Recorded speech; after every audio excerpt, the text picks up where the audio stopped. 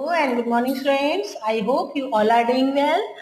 आज हम षष्ठा पाठ विवेकानंद जो हम पिछली 2 क्लासेस में पढ़ चुके हैं, तो विवेकानंद जी के बारे में और जानने का प्रयास करेंगे।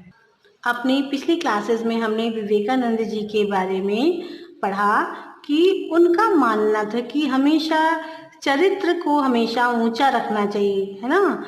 अनन्येव सर्वत्र विजयो भविष्यति, जो चरित्र जो जिसका हमेशा स्वच्छ रहता है तो हमेशा वो विजयी भवता है ना। और दाता होना चाहिए, हमको देने वाला होना चाहिए।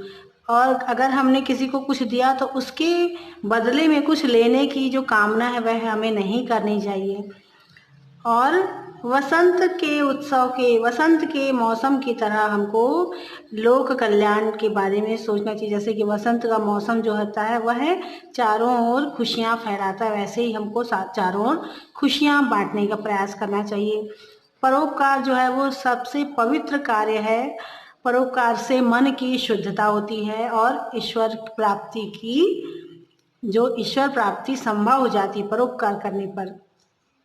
सह वेदांत प्रचाराय स्वकीयाखिलम जीवनम समर्पयामास। उन्होंने वेदों के प्रचार हेतु अपना पूरा जीवन लगा दिया, समर्पित कर दिया। तेन हिंदू धर्म संस्कृतिश्च प्रसारिते। उन्होंने हिंदू धर्म और हिंदू संस्कृति का प्रचार किया अलग अलग क्षेत्रों में जाकर। सह न केवलम परिव्राजकः अपितु परोपकारी दाता लोक सेवकः महान देशभक्तश्चासीत्। वे न केवल साधु सन्यासी थे बल्कि परोपकारी थे, दूसरों पर उपकार करने वाले, देने वाले थे।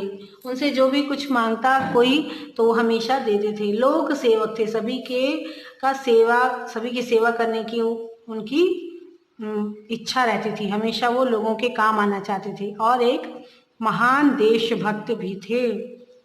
शिकागो नगरे विश्वधर्म सम्मेलने सह भारतस्य प्रतिनिधिः अभवत्। अमेरिका के शिकागो में विश्व धर्म सम्मेलन हुआ था, वहां पर उन्होंने भारत का प्रतिनिधित्व किया था। और सबसे पहले उन्होंने ही भाइयों और बहनों, यह शब्द जो उन्होंने सबसे पहले बोला था। नहीं तो पहले जब भी कोई भी भाषण देता तो सबसे पहले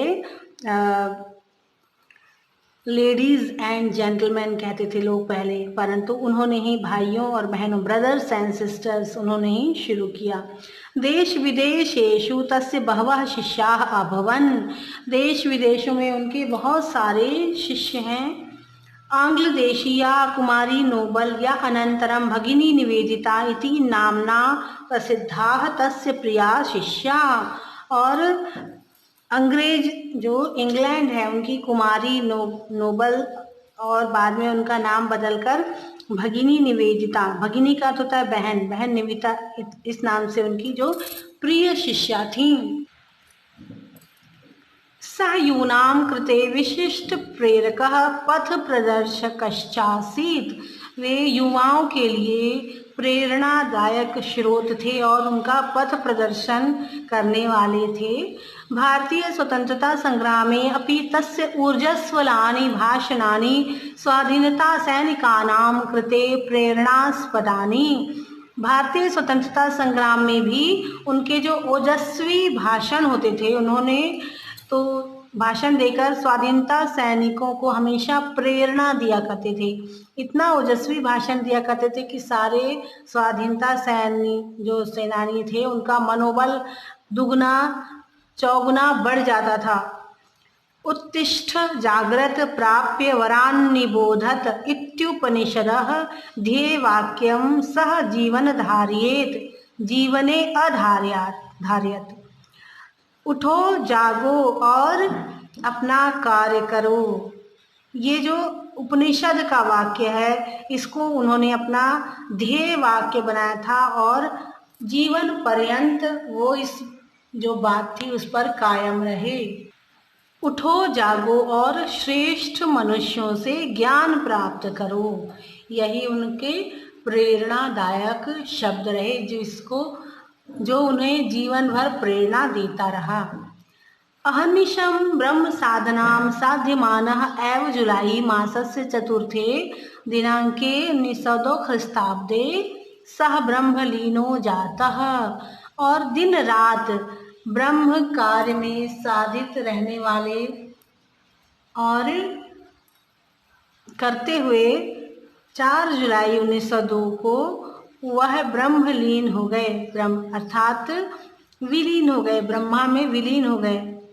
सः न केवलं भारते अपितु विदेशेष्वपि प्रसिद्धः, वे केवल भारत ही नहीं बल्कि विदेशों में भी अत्यंत प्रसिद्ध हुए।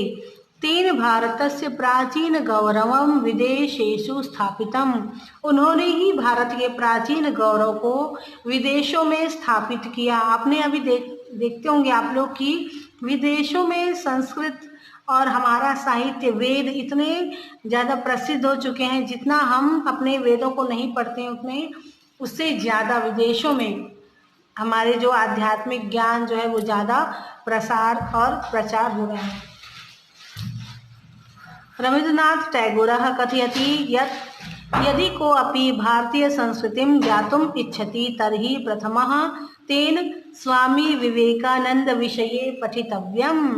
रवीन्द्रनाथ टैगोर जी ने कहा था कि यदि कोई भी भारतीय संस्कृति के विषय में जानने का इच्छुक है तो सबसे पहले उसे विवेकानंद जी के विषय में पढ़ना चाहिए।